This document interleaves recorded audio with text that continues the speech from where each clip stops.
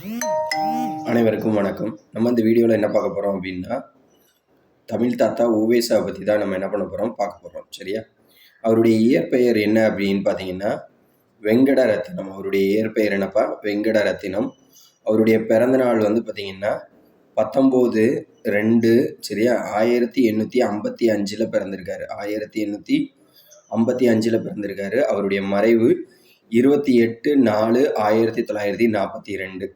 அப்போ அவருடைய பிறந்த நாளை வந்து பார்த்திங்கன்னா எப்படி கொண்டாடப்படுது அப்படின்னா, பிப்ரவரி 19ஆம் தேதி வந்து பார்த்திங்கன்னா தமிழ் இலக்கிய மறுமலர்ச்சி நாளாக கொண்டாடப்படுகிறது.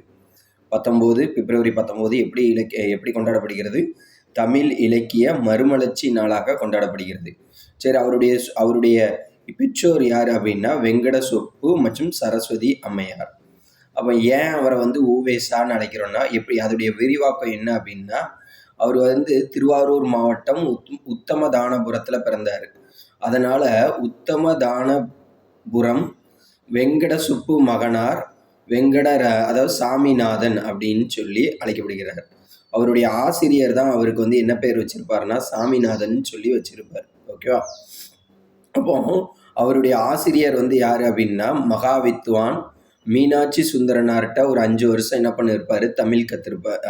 அதாவது ஆமாம், அவருடைய ஆசிரியர் அவர்கிட்ட வந்து என்ன பண்ணியிருப்பார்னா தமிழ் புலமை கற்றிருப்பார். அடுத்து வந்து இசை ஆசிரியர் யார் அப்படின்னா சோமசுந்தர பாரதியார். அவருடைய தமிழ் ஆசிரியர் யார் அப்படின்னா சடகோப ஐயங்கார். ஓகேவா? அப்போ அவருடைய ஆசிரியர்னு கேட்டால் மகாவித்வான் மீனாட்சி சுந்தரனார் அப்படின்னு சொல்லி போடணும். இசை ஆசிரியர்னு கேட்டால் சோமசுந்தர பாரதியார். தமிழ் ஆசிரியர்னு கேட்டிங்கன்னா சடகோப ஐயங்கார் அப்படின்னு சொல்லி என்ன பண்ணணும் போடணும். ஓகேவா? சரி, அவருடைய சிறப்பு பெயர்கள் என்னென்ன அப்படின்னா, அவரை நம்ம எல்லாருமே எப்படி அழைப்போம் அப்படின்னா தமிழ் தாத்தா அப்படின்னு சொல்லி அழைப்போம். அவர் எப்படிமா அழைப்போம்? தமிழ் தாத்தா. அப்போ அந்த தமிழ் தாத்தா பட்டத்தை வழங்கியவர் யார் அப்படின்னா கல்கி. ஓகே. அப்போ இதில் கேள்வி கேட்பாங்க, தமிழ் தாத்தா என அழைக்கப்படுபவர் யார் அப்படின்னு கேட்டாங்கன்னா யாரை போடணும்? உவேசா. அப்போ அந்த பட்டத்தை கொடுத்தவர் யார் அப்படின்னா கல்கி. ஓகே. அடுத்து மகா மகோபாத்தியாயா அப்படின்னு சொல்லி 1906ஆம் ஆண்டு சென்னை ஆங்கில அரசு வந்து பார்த்திங்கன்னா அவருக்கு இந்த பட்டத்தை சிறப்பு பெயரை வந்து என்ன பண்ணியிருப்பாங்க? கொடுத்துருப்பாங்க. அடுத்து பதிப்புத்துறையின் வேந்தர் என அழைக்கப்படுபவர் யாருன்னு சொல்லி கேட்டாலும் உவேசா தான் போடணும். ஏன்னா ஏன் பதிப்புத்துறையினுடைய வேந்தர்னு சொன்னால், நமக்குரிய இந்த சீவக சிந்தாமணி, மணிமேகலை, இது 10 புறநானூறு இது போன்ற நூல்கள் வந்து நம்ம இப்போ படிக்கிறோம் அப்படின்னா, இவர் இல்லைன்னா கண்டிப்பாக அந்த நூல்களே என்னது இல்லை. ஏன்னா ஓலைச்சுவடிகள்ல இருந்து இவர் அதை தொகுத்து நமக்கு வந்து என்ன பண்ணியிருக்காருன்னா கொடுத்துருக்கிறாரு. ஸோ அதனால் அதை பதிப்பித்து கொடுத்ததுனால தான் நம்ம இப்போ உட்காந்து என்ன பண்ணிகிட்டு இருக்கோம்? படிச்சுட்டு இருக்கோம். ஸோ பதிப்புத்துறையின் வேந்தர் அப்படின்னு சொல்லி அழைக்கிறோம். அதுக்கப்புறம் டாக்டர் பட்டம் வந்து யார் கொடுத்தா அப்படின்னா சென்னை பல்கலைக்கழகம் 1932ஆம் ஆண்டு என்ன பண்ணியிருப்பாங்க? கொடுத்துருப்பாங்க. இது ப்ரீவியஸ் இயர் கொஸ்டின். புலமை பெருங்கடல் என அழைக்கப்படுபவர் யார்? புலமை பெருங்கடல் என அழைக்கப்படுபவர் யாருன்னு சொல்லி போன தடவை கேட்டாங்க. அது வந்து பார்த்திங்கன்னா உவேசா தான். சரியா? அடுத்து குடந்தை நகர் கலைஞர் அப்படின்னு சொல்லி அழைத்தவர் யார் அப்படின்னா பாரதி. ஓகேவாப்பா?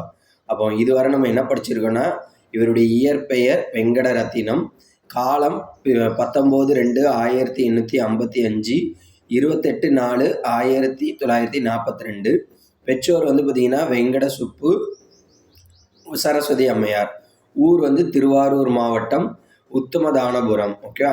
ஆசிரியர் பெயர் வந்து பார்த்திங்கன்னா மகாவித்வான் மீனாட்சி சுந்தரனார். அடுத்து இசை ஆசிரியர் யார் அப்படின்னா சோமசுந்தர பாரதியார். தமிழ் ஆசிரியர் சடகோப ஐயங்கார்.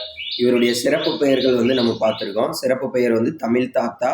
அந்த பட்டத்தை அந்த பெயரை கொடுத்தவர் யாருன்னா கல்கி. மகோபாத்தியாயா அப்படின்னு சொல்லி ஆங்கிலேய அதாவது சென்னை ஆங்கில அரசு வந்து என்ன பண்ணியிருப்பாங்க? இவருக்கு ஒரு பெயர் கொடுத்துருப்பாங்க.